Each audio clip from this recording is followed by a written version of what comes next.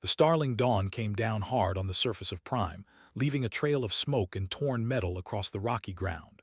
Commander Lisa Murray gripped her seat as the ship finally stopped moving, the engines groaning one last time before falling silent.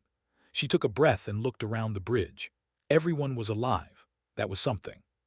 Park pulled himself up from the medical station, checking his equipment. The young doctor had blood on his forehead from where he had hit the console, but he waved off any concern. Nora was already moving toward the engine room, her boots heavy on the deck plates. Danny Cole sat at the pilot controls, his hands still gripping the wheel even though there was nothing left to steer. Lisa unbuckled herself and stood. The relief ship had been carrying supplies for a human frontier school when the engine failed. Now they were stranded on a colony world with damaged communications and no way to call for help. She had read about the in-mission briefings. They were a feline species known for their logic and their serious nature. The colony on Prime was small and remote. Nora came back from the engine room with bad news. The main drive was dead and would take weeks to repair with the parts they had. The communication array was damaged but might be fixed sooner. They had food and water for a month. They would survive, but they were not going anywhere fast. Danny opened the main hatch and stepped outside. The air was thin but breathable. The landscape was gray and rocky with patches of dry vegetation.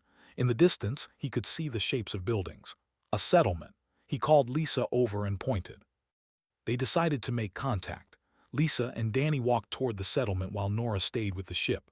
The walk took about 20 minutes. When they arrived, they found the buildings damaged and empty. Scorch marks covered the walls. Doors hung open. Something bad had happened here.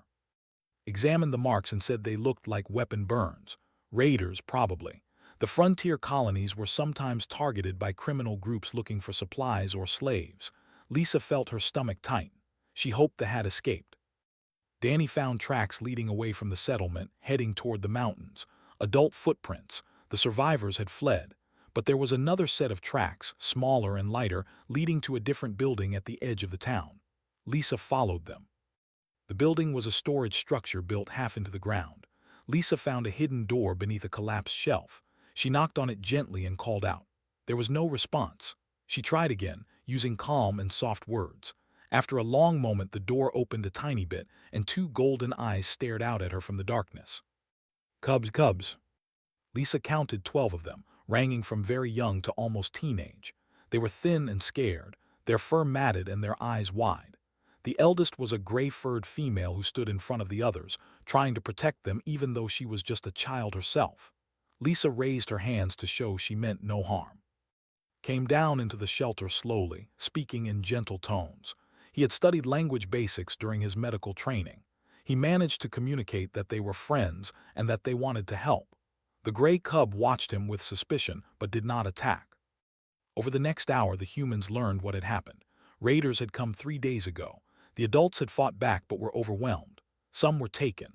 Others escaped to find help from the nearest military outpost, which was hundreds of miles away. The cubs had been hidden in the shelter by their parents before the attack. They had been alone ever since, surviving on stored food and waiting for rescue that had not come. Lisa made a decision. The humans would care for the cubs until help arrived. She sent Danny back to the ship to bring supplies while she stayed with the children.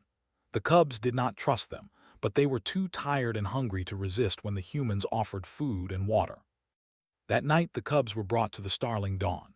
Nora had cleared space in the cargo hold and made it comfortable with blankets and cushions. The cubs huddled together in one corner, watching the humans with careful eyes. The gray cub positioned herself between her siblings and the strange creatures who had taken them in.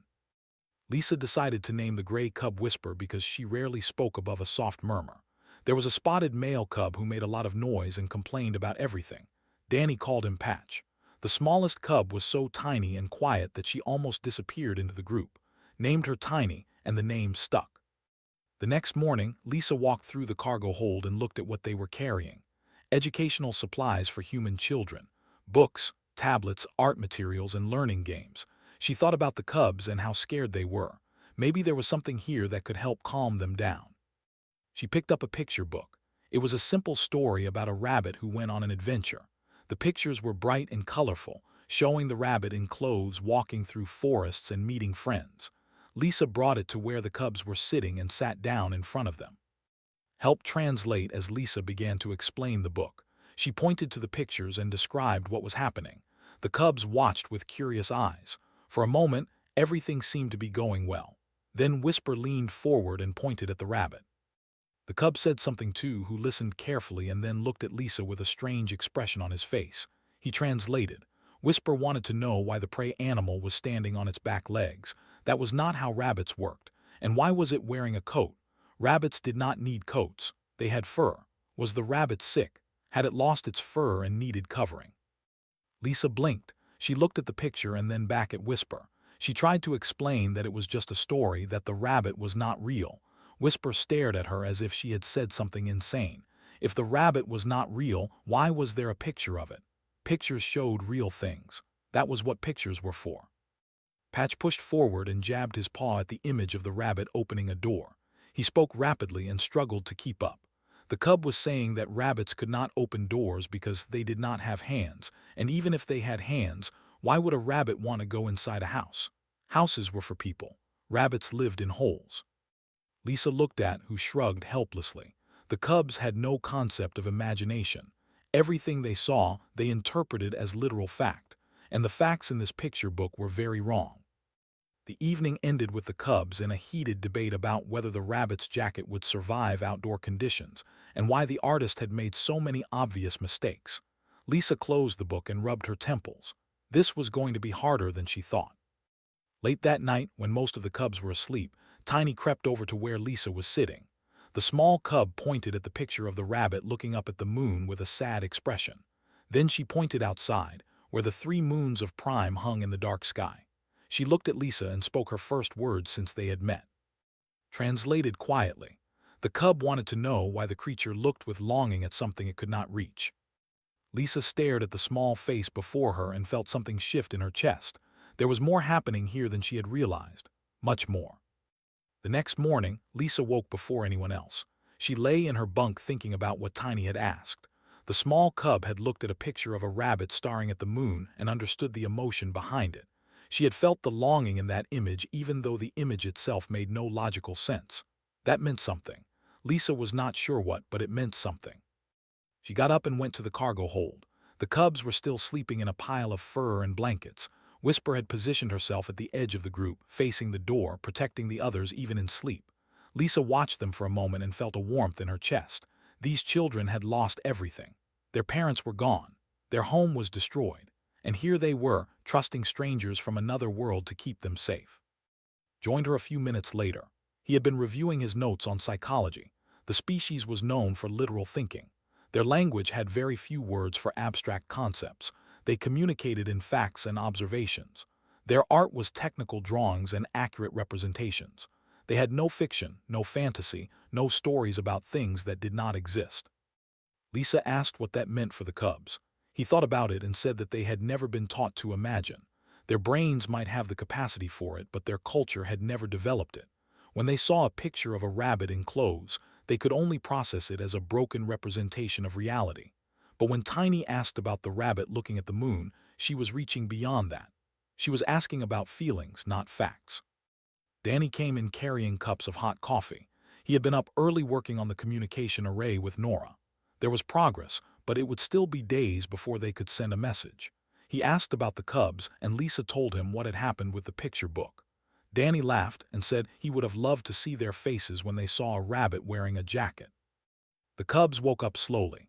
Patch was the first to start making noise, complaining about being hungry.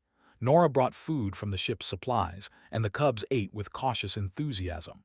They were getting used to the strange human food, but they still sniffed everything carefully before putting it in their mouths. After breakfast, Lisa decided to try again.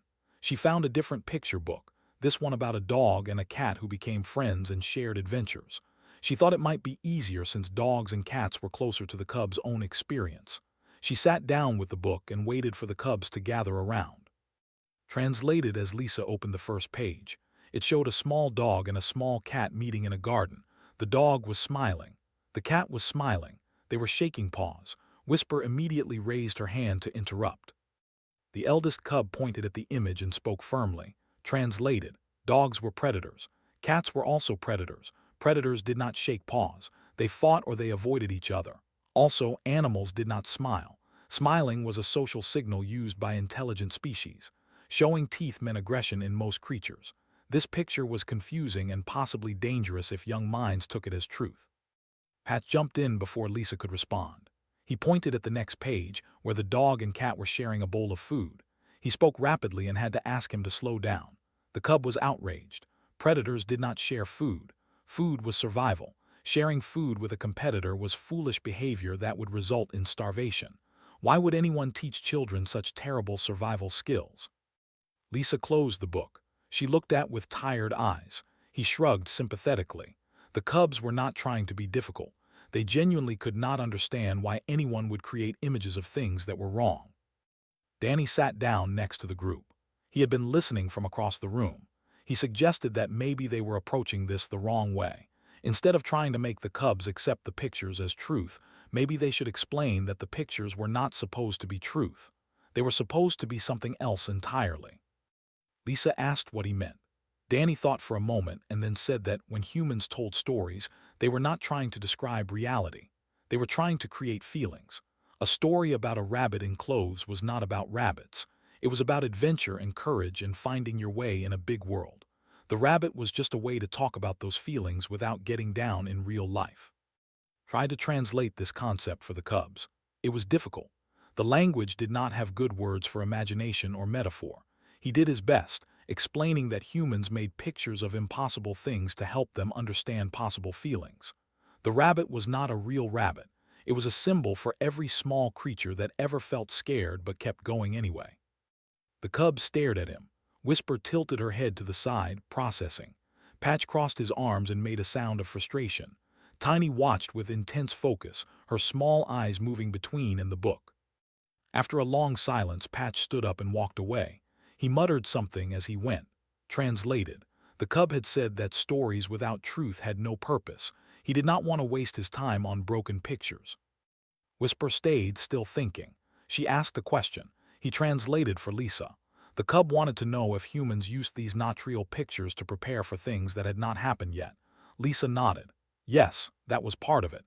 Humans imagined situations so they would know what to do when those situations became real. Whisper considered this. She said that did not do this. They learned from things that had already happened. They studied history and records. They did not invent scenarios that might never occur. She asked if the human way was better. Lisa said it was not better or worse. It was just different. Humans had found that imagination helped them adapt to new situations. It helped them solve problems in creative ways. It also helped them process difficult emotions. When something bad happened, humans would tell stories about it. The stories helped them understand their feelings and move forward. Tiny crept closer. She pointed at the picture book and then at herself. She spoke softly, leaned in to hear. The small cub was asking if humans could teach her how to see the pictures the way humans saw them. She wanted to understand why looking at something false could make true feelings. Lisa felt her heart swell. She looked at the tiny cub and smiled. She said yes. She would try her best to teach her. That night after the cubs had gone to sleep, Danny found an old book of fairy tales in the cargo. It had beautiful illustrations of princes and princesses, dragons and castles, magic and wonder. He showed it to Lisa and suggested they try a different approach tomorrow. Instead of fighting the logic of the pictures, they would ignore the pictures entirely. They would tell the cubs to close their eyes and just listen. They would describe how the story made them feel, not what the story showed. Lisa thought it was worth a try. She was running out of ideas, and the cubs deserved every chance they could get. In the corner of the cargo hold, Patch sat alone in the darkness. He was holding a piece of scrap metal and scratching marks into it with a sharp edge. He worked for hours, long after everyone else had fallen asleep. When he was finished, he held up his creation and looked at it with uncertainty. It was a crude drawing of a human figure, but this human had 4 arms instead of 2 and great wings spreading from its back. Patch stared at his impossible picture and felt something strange moving in his chest. He did not know what it was, but he wanted to find out. The morning light came through the cargo hold windows and touched the sleeping cubs. Lisa was already awake, sitting with a cup of coffee and watching the children rest. She had not slept well. Her mind kept turning over the problem of imagination and how to explain something that humans took for granted. Patch approached her before the others woke up. He moved slowly, almost nervously, which was strange for such a loud and confident cub. He held something behind his back. Lisa waited patiently. The cub brought out his piece of scrap metal and showed it to her. Lisa looked at the scratched image and felt her breath catch. It was a human with 4 arms and wings. It was impossible. It was wrong. It was exactly what imagination looked like. She called over. The doctor studied the drawing with growing excitement. He asked Patch what this was supposed to be. The cub shifted from foot to foot and said he did not know. He had been thinking about what the humans said about not real pictures. He had wanted to try making one. He had thought about what a human might look like if humans could do more things. So he added arms for holding and wings for flying. Translated this for Lisa, and she felt tears forming in her eyes. She told Patch that this was exactly right. This was imagination. He had taken something real and changed it into something that expressed a feeling or an idea. The extra arms might mean strength or helpfulness. The wings might mean freedom or the ability to go anywhere. The drawing did not show what was. It showed what could be. Patch stared at her. He asked if he had done it correctly. Lisa laughed gently and said there was no correct way to imagine. That was the whole point. The other cubs woke up and gathered around to see what was happening. Whisper examined the drawing with careful eyes. She asked Patch why he had done this. He explained about wanting to try what the humans described. Whisper was quiet for a long time. Then she asked if she could try too. Nora brought art supplies from the cargo. There were crayons and paper and colored pencils meant for human children. The cubs handled them awkwardly at first. Their paws were not designed for holding thin tools, but they adapted quickly, gripping the crayons between their pads and making marks on the paper. For the next several hours, the cargo hold became an art studio.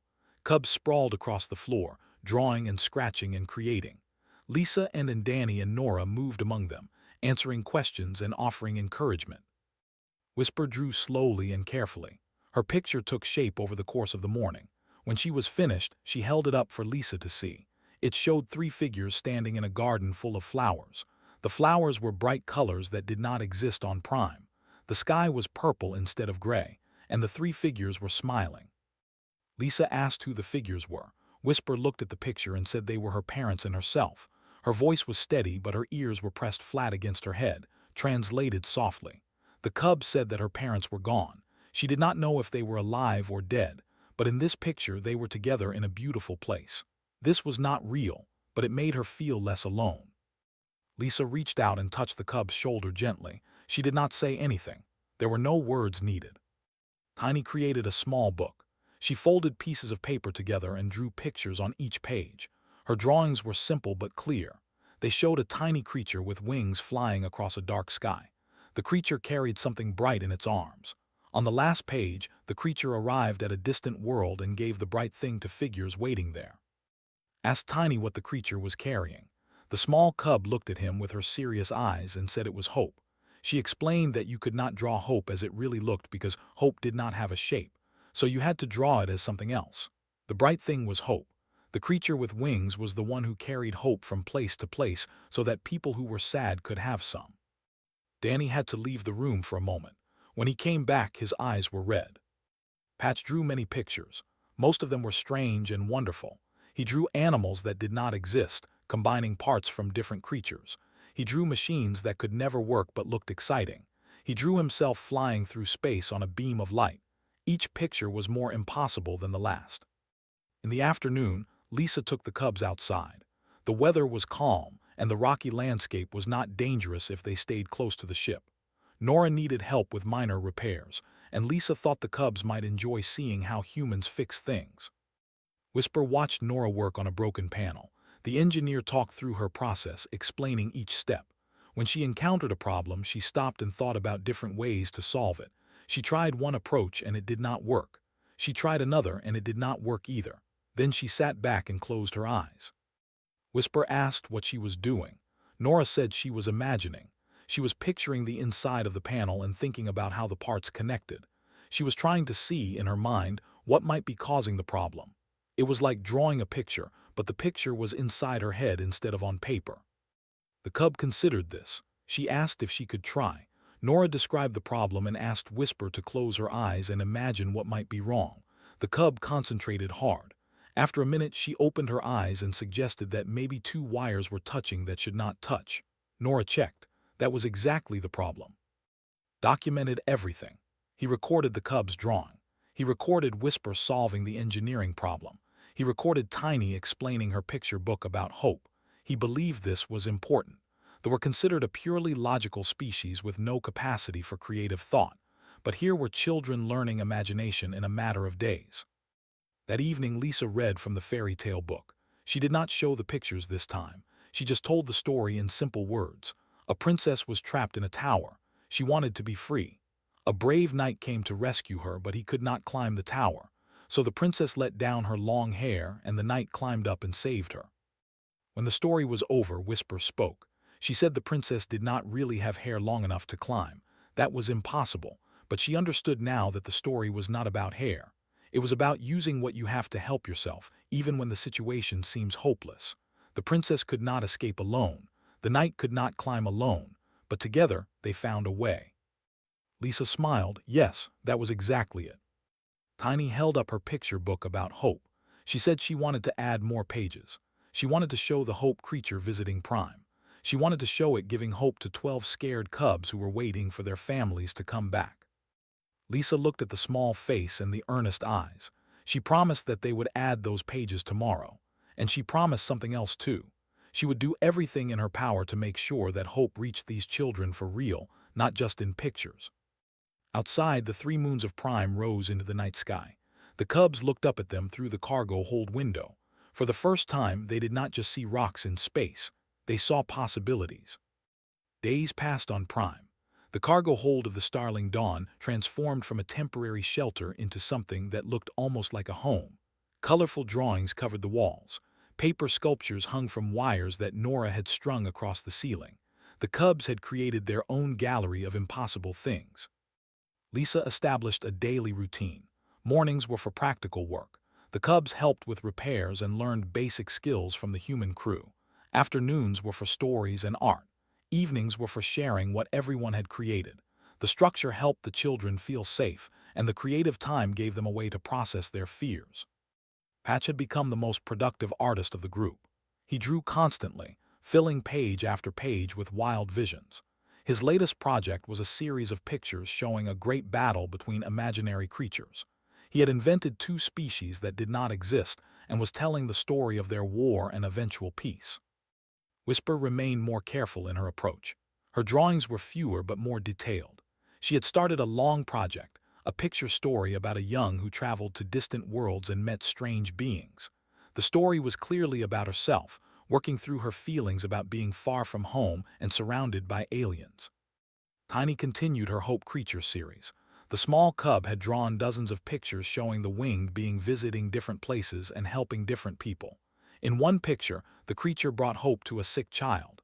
In another, it brought hope to a soldier who had lost his friends. Each story was simple but carried deep emotion. Sat with Lisa one morning and shared his observations.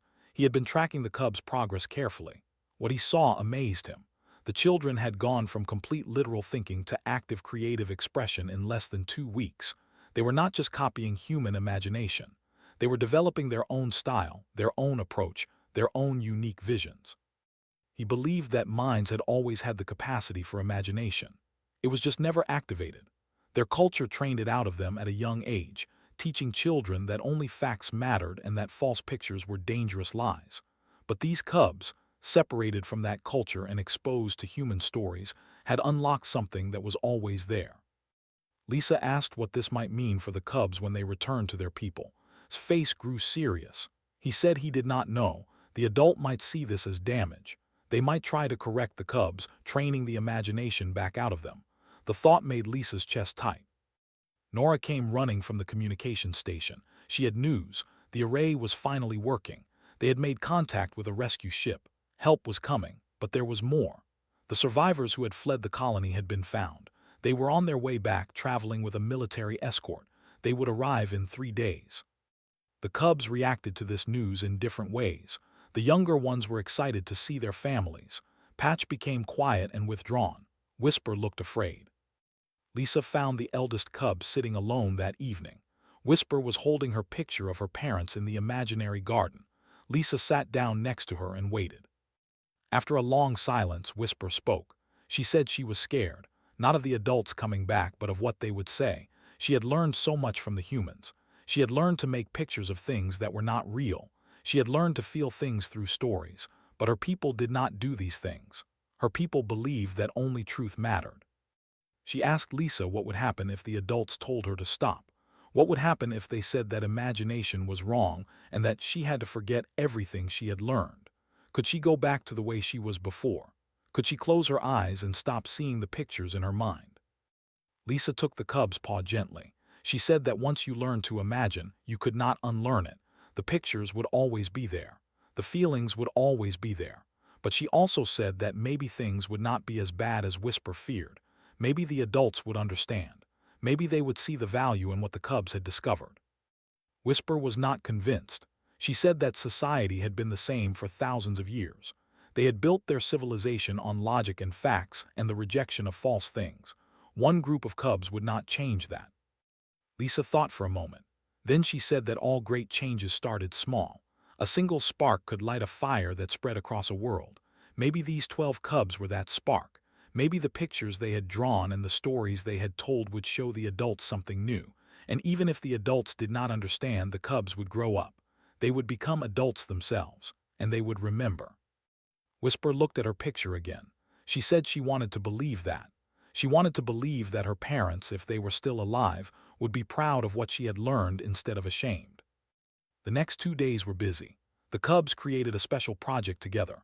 They wanted to show the adults what imagination meant to them. They gathered their best drawings and their most important stories. Tiny bound them into a book using paper and string. The cover showed the Hope creature flying over Prime, carrying light to the dark places. Danny helped the cubs practice explaining their work. They rehearsed what they would say about each picture. They prepared answers for questions they expected the adults to ask. They were nervous but determined. Put together his documentation. He had recordings and notes and medical observations. He wanted to show the leaders that imagination was not a disease or a malfunction. It was a gift. It had helped the cubs heal from trauma. It had helped them learn practical skills faster. It had given them hope when they had every reason to despair. On the third day, the rescue ships appeared on the horizon. Lisa stood at the entrance to the cargo hold with the cubs behind her. The children pressed close together, watching the sky with a mixture of hope and fear. The ships landed in a cloud of dust. Soldiers emerged first, securing the area. Then came the survivors, thin and tired but alive. Lisa saw the cubs searching the crowd for familiar faces. Some found what they were looking for. Cries of joy rang out as children ran to parents and siblings. But not all the cubs found their families. Whisper stood still as the crowd thinned. Her parents were not there. Patch's parents were not there. Several of the cubs remained unclaimed. A tall male approached the human camp. He wore the markings of a clan elder. His face was stern, his eyes sharp. He introduced himself as he was the leader of the survivors. He had come to collect the remaining cubs. Then he stopped. His eyes moved past Lisa to the cargo hold behind her. He saw the walls covered in colorful drawings. He saw the paper sculptures hanging from the ceiling. He saw the cubs holding their book of impossible pictures. His expression changed. Lisa could not read it. She did not know if it was anger or confusion or something else entirely. Walked past her into the cargo hold. He moved slowly, looking at each drawing. He stopped in front of Whisper's picture of her family in the imaginary garden. He stared at it for a long, long time. Then he turned to Lisa with something burning in his eyes. What had the humans done to these children? Lisa faced Elder with steady calm. The accusation in his voice was clear, but she did not flinch. Behind her, the cubs pressed closer together, suddenly afraid.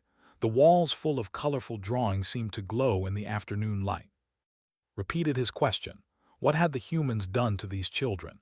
His voice was hard, but Lisa could hear something underneath the anger. She thought it might be fear. She explained everything from the beginning. The crash, finding the cubs, the picture books, the confusion and arguments, the slow discovery that the children could learn to see impossible things and find meaning in them. She spoke calmly and clearly, letting translate when her words became too complex. Listened without interrupting. His eyes moved across the drawings as Lisa spoke. He lingered on pictures of flying creatures and magical gardens and smiling figures holding hands. When Lisa finished, he was silent for a long moment. He said that imagination was considered a disorder among the children who made up false things were treated and corrected until they stopped. It was believed that fantasy led to confusion, that false pictures corrupted the ability to see true things. They had built their entire civilization on the principle that only facts mattered. Lisa asked him why. Why had his people decided that imagination was wrong? Expression shifted. He said there were ancient stories passed down for generations. Long ago, some had possessed the ability to imagine.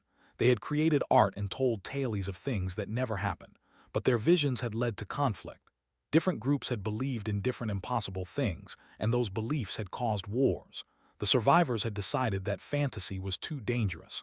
They had trained it out of their children for thousands of years.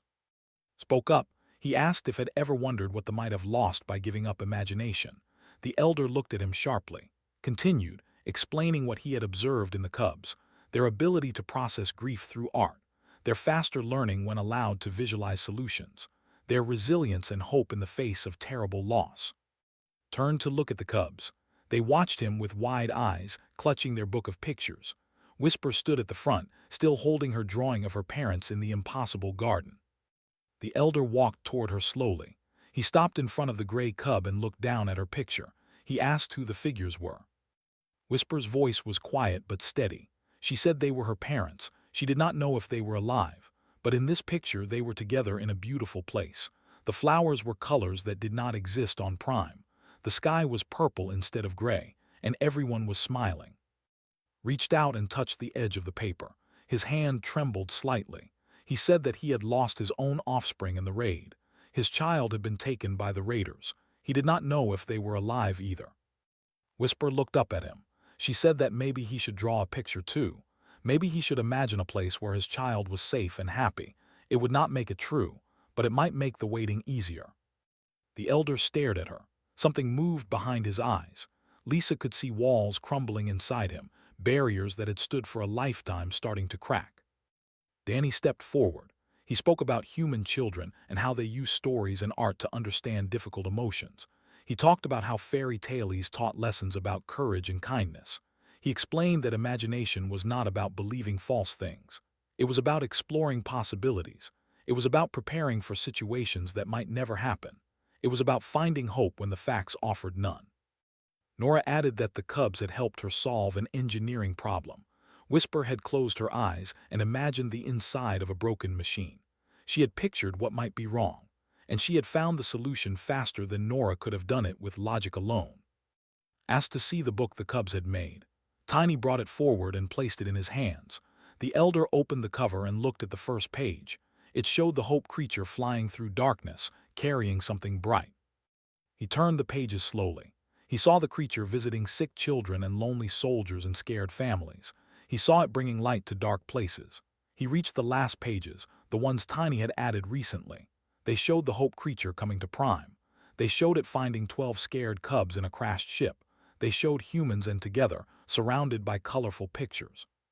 Closed the book. He stood very still, holding it against his chest. When he looked up, his eyes were wet. He said that his people had been afraid for too long. They had given up something precious because of ancient wars that no one remembered. They had taught their children that facts were the only truth when there were other truths that facts could never reach. He said he would not correct these cubs. He would not try to train the imagination out of them. Instead, he would take their book to the High Council. He would show them what the children had created. He would tell them about hope creatures and impossible gardens and pictures that showed feelings instead of facts. The cubs erupted in relieved joy. They gathered around, showing him their favorite drawings and explaining what each one meant. The elder listened with patience that had not been there before. His stern face softened as Patch showed him the series about the great battle between imaginary creatures. His eyes crinkled when Tiny explained how you had to draw hope as something else because hope did not have a shape. Lisa watched from across the room, stood beside her, his documentation complete. Danny and Nora joined them, tired but happy. The humans prepared to leave the next morning. Their ship was repaired enough for the journey home. The rescue vessels would take the cubs to safety. But before they parted, the children had one more gift. They gathered around Lisa and presented her with a picture book they had created together. The cover showed 4 human figures with kind eyes and gentle hands. Inside, the pages told the story of strange creatures from another world who crashed on Prime and taught young to see with more than their eyes. Lisa held the book and felt tears running down her face. She promised to return someday with more stories. She promised to bring books full of impossible pictures and wonderful lies. She promised to keep teaching any who wanted to learn how to imagine. Whisper hugged her, pressing her small furry face against Lisa's chest. The cub said thank you. She said that the humans had given her something more valuable than rescue. They had given her a way to keep her parents alive in her heart, even if they never came back in body. The starling dawn lifted off into the gray sky of Prime. Lisa watched through the window as the surface grew small below. She could see the camp, tiny figures moving among the buildings. Some of them were adults, still confused and uncertain. But some of them were cubs, holding crayons and paper, ready to create new worlds. In the months that followed, reports reached human space about changes in society. The High Council had seen the Book of Impossible Pictures. Some elders had rejected it, but others had been moved. A debate had begun, the first in thousands of years, about whether imagination might have value after all. And in remote colonies across territory, young people started drawing pictures of things that did not exist. They drew flying creatures and magical gardens and smiling figures holding hands. They drew hope in shapes that hope had never worn before. The cubs who had argued with picture books became the first generation of dreamers. They grew up and had children of their own, and they taught those children to close their eyes and see impossible things. Because that was the gift the humans had given them, not technology, not weapons, not power, just the simple ability to look at something false and find truth inside it, the ability to dream. And dreams, once awakened, could never be put back to sleep.